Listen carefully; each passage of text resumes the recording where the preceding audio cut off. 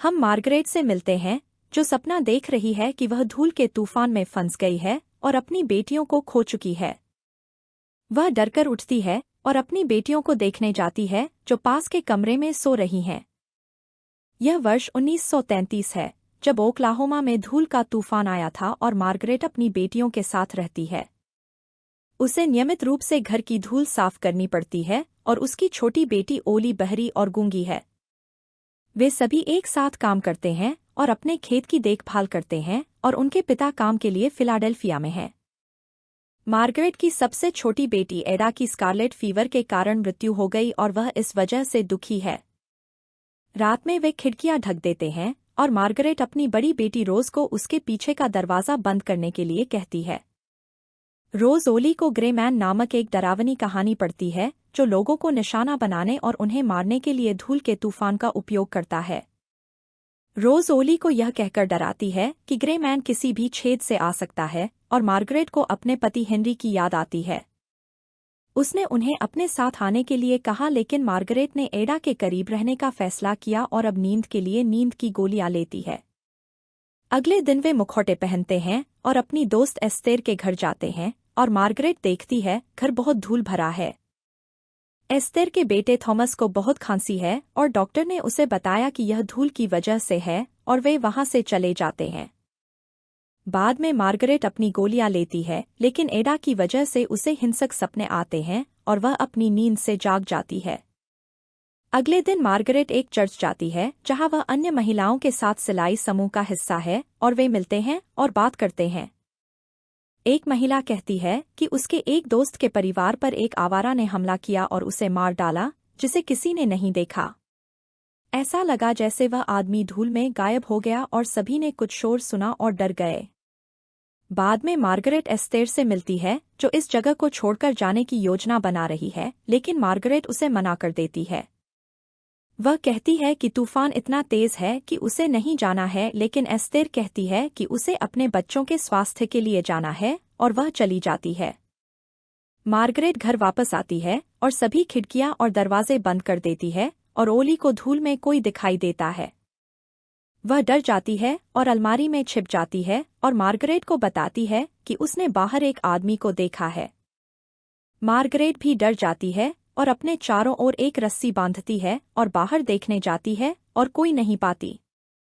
उसे पता चलता है कि रोज ने उसे ग्रे मैन की कहानी सुनाई थी और उसे डांटता है और भविष्य में सावधान रहने के लिए कहता है। मार्गरेट ओली को बताती है कि यह असली नहीं है और फिर उन्हें एक कहानी सुनाती है जब वे गेहूं की फसल उगाते थे। तब सब कुछ सामान्य था और वह खुश थी। वह किताब को दूर रखती है और अपनी गोलियां लेती है। अगली सुबह रोज उसे यह कहकर जगाती है कि कोई बाहर है और मार्गरेट देखती है कि कपड़ा हिल गया है। वह अपनी बंदूक के साथ बाहर जाती है और खलिहान के दरवाजे पर खून देखती है और अंदर जाती है, लेकिन एक घोड़ा पाती है। बाद में वह देखती है कि एक दुर्घटना हुई है और एस्तेर की गाड़ी नष्ट हो गई है और उसका बड़ा बेटा मर गया है। वे एस्तेर को ढूंढते हैं जो अभी भी जीवित है और बाद में मार्गरेट उसके घर की सफाई करती है और अन्य महिलाएं एस्तेर को मजबूत होने के लिए कहती हैं। मार्गरेट उसकी बात न सुनने के लिए उस पर गुस्सा होती है और उसे अपने दूसरे बच्चे की जिम्मेदारी लेने के लिए कहती है। वे बच्चे को दफना देते हैं और रोज की नाक से खून बहने लगता है, इसलिए मार्गरेट उसे डॉक्टर के पास ले जाती है जो उसकी जांच करता है। वह कहता है कि यह ड्राई हवा के कारण है और मार्गरेट कहती है कि एडा को भी नाक से खून आता था और वह रोज के लिए चिंतित है। वह कहती है कि एस्तेर का बेटा भी बुरी तरह खांस रहा था और डॉक्टर उसे मास्क खरीदने और अपने घर को सील करने की सलाह देता है। मार्गरेट घर जाती है और सभी खिड़कियां सील कर देती है और अपनी बेटी के बिस्तर को सुरक्षित रखने के लिए अपने कमरे में रख देती है। वह कहती है कि वह केवल एक कमरा सील कर सकती है और रोज उसके बारे में चिंता करती है और पूछती है कि अगर वह फिर से नहीं सोई तो क्या होगा। रोज अपने पिता के पास शहर जाना चाहती है और मार्गरेट कहती है कि वे अगले महीने पैसे आने पर जाएंगे। अगले दिन चर्च में मार्गरेट को पता चलता है कि धूल भरी आंधी के कारण ट्रेन सेवाएं रोक दी गई हैं। उसे चिंता होती है कि वह हेनरी के पास नहीं जा सकती और उस ड्रिफ्टर के बारे में भी कोई खबर नहीं है जिसने दूसरे परिवार को मार डाला। अगले दिन वह गाय को बिना बांधे देखती है और रोज पर उसे न बांधने के लिए चिल्लाती है और कहती है कि गाय उन्हें भोजन देकर जीवित रख रही है। ओली कहती है कि यह ग्रे मैन है, लेकिन मार्गरेट उसे उसके बारे में न सोचने के लिए कहती है और मार्गरेट देखती है कि गाय दूध नहीं दे रही है। वह कुछ शोर सुनती है और देखती है कि उसकी बेटियां वहां नहीं हैं बल्कि बाहर खेल रही हैं और चिंतित हो जाती है। वह अपनी बेटियों को वापस घर ले जाती है और ओली कहती है कि यह ग्रे मैन था जो शोर कर रहा था। वे बंदूक लेकर खलिहान में वापस जाते हैं और वहां फर्श पर छिपे वालिस नामक व्यक्ति को पाते हैं जो बाहर आता है। वह कहता है कि हेनरी ने उसे यहाँ भेजा था और उसे अपने परिवार की जांच करने के लिए कहा था और यहाँ तक कि उसे अपनी जैकेट भी दी थी। वालिस कहता है कि वह तूफान में घायल हो गया था और उसके पैर में चोट लग गई थी और उसने उनसे मिलने से पहले आराम करने का फैसला किया। मार्गरेट कहती है कि हेनरी ने उसे जरूर बताता, लेकिन वालिस कहता है कि तूफान के कारण सभी मेल देरी से आ रहे हैं। मार्गरेट उस पर विश्वास नहीं करती और उसे जाने के लिए कहती है और वालिस कहता है कि वह जानता है कि गाय बीमार है और उनकी मदद कर सकता है। अचानक रोज की नाक से खून बहने लगता है और वालिस का कहना है कि वह उसे छूकर ठीक कर सकता है क्योंकि वह एक हीलर है। मार्गरेट सहमत हो जाती है और वालिस उसके चेहरे को छूता है और नीचे गिर जाता है और रोज ठीक हो जाती है और खून बहना बंद हो जाता है। मार्गरेट उसे रहने देने के लिए सहमत हो जाती है और वालिस गाय को गीली घास खिलाकर उसकी मदद करने का फैसला करता है। वह उसे बताती है कि उसके पास हमेशा बंदूक होती है और उसे दूसरों से दूर खलिहान में रहने और सोने के लिए कहती है। वेलिस सहमत हो जाता है और बाद में रोज मार्गरेट से पूछती है कि क्या वेलिस जादूगर है और मार्गरेट कहती है कि उसे नहीं पता। मार्गरेट जागती है और शोर सुनती है और बाहर जाकर देखती है कि बारिश हो रही है और उसकी बेटियां खुश हैं। वह वेलिस को आकाश से प्रार्थना करते हुए देखती है और मानती है कि उसने ऐसा किया है और बाद में चर्च में वे देखते हैं कि थॉमस अकेला है। वह खुद पानी ले जा रहा है और मार्गरेट एस्तेर से मिलने जाती है और पाती है कि वह ठीक नहीं है और दुखी है। मार्गरेट उसे थॉमस की देखभाल करने के लिए कहती है और कहती है कि एक बच्चे को खोने के बाद सामान्य होना मुश्किल है। वह देखती है कि एस्तेर को बैड सोर्स और बाहर आकर शेरिफ बिल को बताती है कि एस्तेर ठीक नहीं है। बिल थॉमस को सुरक्षित रखने के लिए उसे अपने साथ ले जाने का फैसला करता है और एस्तेर खुश नहीं होती और उसके लिए रोती है। वह मार्गरेट पर गुस्सा होती है और कहती है कि वह भी एक दिन उसकी तरह बन जाएगी और जिस तरह से वह कर रही है उसे भुगतना पड़ेगा। बाद में मार्गरेट वेलिस से मिलती है और उसकी किताब में एक क्रॉस देखती है जो उसकी माँ का है। वह कहता है कि उसने अपनी 2 बहनों को स्कारलेट फीवर के कारण खो दिया है और मार्गरेट कहती है कि उसने भी अपनी बेटी एडा को खो दिया है। मार्गरेट कहती है कि इससे उसे बहुत दर्द हुआ और वह कुछ समय के लिए अपनी मानसिक स्थिति भी खो बैठी। हेनरी कहता है कि वह एक दिन स्वर्ग में एडा से मिलेगी और मार्गरेट कहती है कि उसे सोने में भी परेशानी होती है। बाद में वे सभी डिनर करने से पहले प्रार्थना करते हैं और रोज कहती है कि उसे हेनरी का एक पत्र मिला है। मार्गरेट पत्र पढ़ती है और रोज को एक संकेत देती है जो जाती है और अपनी बंदूक लाती है और वे वेलिस से पूछते हैं कि वह कौन है। हेनरी ने बताया कि किसी हीलर ने उसके पैसे और जैकेट चुरा लिए हैं और उसका एक दोस्त मृत पाया गया। वेलिस कहता है कि उसे बस पैसे और रहने के लिए जगह चाहिए और मार्गरेट ओली को कुछ हाथ के संकेत दिखाती है। वह बंदूक चलाती है और ओली उसकी ओर भागती है और मार्गरेट वेलिस से यहाँ से चले जाने के लिए कहती है। वेलिस कहता है कि वह एक बार पत्र देने के बाद चला जाएगा और कहता है कि उसने रोज को ठीक करने और उसे बचाने में उसकी मदद की।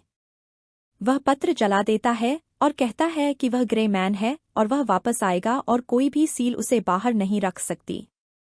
वेलिस चला जाता है और हर कोई डर जाता है और मार्गरेट अपनी गोलियां नहीं लेती और बाहर रहने का फैसला करती है। वह घर की रक्षा के लिए अपनी बंदूक के साथ घर के बाहर खड़ी होती है और देखती है कि ओली यहाँ है और एस्तेर आती है और उसे मार देती है। वह अपने सपने से जागती है और देखती है कि सुबह हो चुकी है और रोज उसके सामने खड़ी है। वह ग्रे मैन के बारे में किताब पढ़ती है और देखती है कि घर में सामान्य से ज्यादा धूल है और उसे डर लगता है। रात में वह निगरानी रखने का फैसला करती है और कुछ आवाज सुनती है और अपनी बेटियों को मदद के लिए रोते हुए सुनती है। वह देखती है कि उनके बिस्तर में आग लगी हुई है और उसे बुझाने के लिए पानी का इस्तेमाल करती है और उसे लगता है कि वालिस ने कुछ किया है। मार्गरेट को लगता है कि वह ग्रे मैन है और दरवाज़ा बंद होने के बावजूद अंदर आ गया और वह डर जाती है। रोज कहती है कि उसने वालिस को किताब पढ़ने के लिए दी थी और उसे लगता है कि वह ग्रे मैन होने के बारे में झूठ बोल रहा है। फिर मार्गरेट पूछती है कि उसने उसे कैसे ठीक किया और उन्हें दरवाजे पर आवाज सुनाई देती है और मार्गरेट उसे खोलने जाती है। वह देखती है कि एस्तेर आ गई है और वह अपने पिछले व्यवहार के लिए माफी मांगती है और कहती है कि वह अब स्वस्थ है। वह फिर से उसके साथ दोस्ती करना चाहती है और मार्गरेट उसे अंदर बुलाती है और वे साथ में बुनाई करते हैं। एस्तेर उसे आज रात डांस पार्टी में आने के लिए कहती है और मार्गरेट आने के लिए सहमत हो जाती है क्योंकि यह उनके लिए एक बदलाव होगा। रात में वे तैयार हो जाते हैं और रोज कहती है कि उन्हें बिल से बात करनी चाहिए और उसे वालिस के बारे में सूचित करना चाहिए। मार्गरेट कहती है कि पत्र के बिना कोई भी उन पर विश्वास नहीं करेगा और बिल उन दोनों को उससे दूर ले जा सकता है। उसे लगता है कि वे सोचेंगे कि मार्गरेट पागल हो रही है और रोज से किसी को कुछ भी न बताने के लिए कहती है। उसे एक आवाज सुनाई देती है और वह बाहर जाती है और रोज को घुटते हुए देखती है और वह सांस लेने के लिए उसकी ड्रेस फाड़ देती है। रोज कहती है कि वह बस हंस रही थी और कहती है कि मार्गरेट बहुत ज्यादा सोच रही है और अब उसकी ड्रेस खराब हो गई है। मार्गरेट अपना पैर काट लेती है और मेकअप के लिए कुछ खून का इस्तेमाल करती है और वे पार्टी में जाते हैं और देखते हैं कि हर कोई यहाँ है। उसे लगता है कि सभी उसके बारे में बात कर रहे हैं और बिल उसे डांस के लिए कहता है और पूछता है कि घर पर सब कैसा है। बिल देखता है कि उसके पैर से खून बह रहा है और मार्गरेट को इसके बारे में बताता है और वह परेशान हो जाती है और कहती है कि यह सिर्फ एक कट है। वे पार्टी छोड़ने का फैसला करते हैं और मार्गरेट देखती है कि एस्तेर वेलिस के साथ पार्टी में आई है। वास्तव में वह किसी और व्यक्ति के साथ आई है और मार्गरेट भ्रमित है और सोचती है कि उसने वेलिस को देखा है। एस्तेर कहती है कि वह ली नामक एक हीलर से मिली है और शायद वह उसकी मदद कर सके और मार्गरेट कुछ नोटिस करती है। एस्तेर के पास वही क्रॉस नेकलेस है जो वेलिस के पास था और वह सभी को वेलिस के बारे में बताती है। मार्गरेट कहती है कि वेलिस उसके खलिहान में छिपा हुआ था और पिछले कुछ दिनों से उसे परेशान कर रहा था, लेकिन एक ने उसकी बात पर यकीन किया। रोज कहती है कि उसकी माँ सच कह रही है और मार्गरेट कहती है कि वह ग्रे आदमी है जो कहीं भी जाने के लिए धूल का इस्तेमाल करता है। रोज उसे ये बातें कहने से रोकने की कोशिश करती है और वे वहां से निकलकर घर वापस आने का फैसला करते हैं। मार्गरेट को लगता है कि हर कोई उसे पागल समझेगा और रोज देखती है कि मार्गरेट ने उसके हाथ पर सुई का इस्तेमाल किया है। मार्गरेट को इस बात की जानकारी नहीं थी और अचानक उन्हें बाहर से आवाज सुनाई देती है और मार्गरेट बाहर जाने का फैसला करती है। वह अपनी बंदूक लेकर जाती है और देखती है कि वहां बहुत ज्यादा कोहरा है और कई आवाजें उसे पुकारती हुई सुनाई देती हैं। वह वेलिस की परछाई देखती है और उसे गोली मार देती है और रोज उसे ढूंढने के लिए बाहर आती है, लेकिन मार्गरेट वापस अंदर जाने और कमरे को सील करने के लिए कहती है। रोज ऐसा करती है और बाद में कमरे के बाहर कुछ फुटस्टेप्स सुनती है और मार्गरेट को देखने के लिए बाहर जाती है। वह मार्गरेट को एक कोने में खड़ी और दीवार को खरोंचते हुए और रोते हुए पाती है और मार्गरेट वहां से भाग जाती है। रोज देखती है कि वह बाहर चली गई है और मार्गरेट को भ्रम होता है कि रोज वेलिस है और वह अपनी बंदूक तैयार करती है। वह उसे गोली मारने वाली होती है, लेकिन रोज उसे जगाने में कामयाब हो जाती है और कहती है कि वह फिर से नींद में चल रही है। रोज कहती है कि कोई ग्रे मैन नहीं है और उसका मानना है कि उसकी माँ ने नींद में आग लगा दी है और अजीब व्यवहार कर रही है। मार्गरेट कहती है कि वह बस उन्हें बचाने की कोशिश कर रही है और कहती है कि वेलिस यह सब कर रहा है और उसे चिंता न करने के लिए कहती है। मार्गरेट कहती है कि वह उन्हें बचाने के लिए कुछ भी करेगी और रोज उससे डर जाती है और घर के अंदर भाग जाती है। मार्गरेट अंदर जाती है लेकिन उन्हें गायब पाती है और रोज और ओली दूसरे दरवाजे से बाहर आ गए हैं। रोज ओली को बताती है कि उनकी माँ ग्रे मैन बन गई है और उसे एस्तेर का शव मिलता है जिसे मार्गरेट ने मार दिया है। रोज डर जाती है और देखती है कि मार्गरेट के साथ ओली है और उसे रोकने की कोशिश करती है और घर के अंदर चली जाती है। मार्गरेट रोज को पकड़ लेती है और उसे चुप रहने के लिए कहती है और ओली सुनता है कि कोई दरवाजे पर है और दरवाजा खोलता है। बिल मार्गरेट से बात करने आया है और रोज उसे बताती है कि वह ठीक नहीं है और बिल पूछता है कि क्या उसने एस्तेर को देखा है। मार्गरेट झूठ बोलती है और बिल कहता है कि वह लड़कियों को अपने साथ ले जा रहा है जब तक हेनरी वापस नहीं आ जाता और मार्गरेट रोती है। बिल उसे शांत करने की कोशिश करता है लेकिन मार्गरेट एक चाकू लेती है और उसे चाकू मार देती है और वह नीचे गिर जाता है और मर जाता है और रोज और ओली यह देखते हैं। वे भागने की कोशिश करते हैं लेकिन देखते हैं कि तूफान आ रहा है और रोज चाकू उठाती है और ओली को छिपने के लिए कहती है। मार्गरेट रोज से कहती है कि वे स्वर्ग में एक साथ हो सकते हैं और कहती है कि उन्हें एक साथ मरना चाहिए क्योंकि यही एकमात्र तरीका है। रोज अपनी माँ को मारने में असमर्थ है और बाद में मार्गरेट अपनी गोलियों का उपयोग उन सभी के लिए भोजन में मिलाने के लिए करती है। मार्गरेट भोजन में गोलियां मिलाती है और रोज आती है और उसे बताती है कि ओली बाहर गई है। मार्गरेट जल्दी से बाहर जाती है और उसे घर वापस लाने के लिए दरवाजे पर रस्सी बांधती है। रोज जाती है और रस्सी काट देती है ताकि मार्गरेट तूफान में खो जाए और उसे पता चले कि उसकी माँ ठीक नहीं है। वह रोती है और माफी मांगती है और मार्गरेट को पता चलता है कि उसकी रस्सी कट गई है और वह वापस जाने का रास्ता खोजने की कोशिश करती है। वह धूल में समा जाती है और मर जाती है और एक गेहूं के खेत में जागती है और अपनी बेटियों को हंसते हुए देखती है। बाद में रोज और ओली शहर में अपने पिता से मिलने के लिए ट्रेन से गए और देखा कि मौसम बेहतर हो रहा है और हरियाली वापस आ रही है।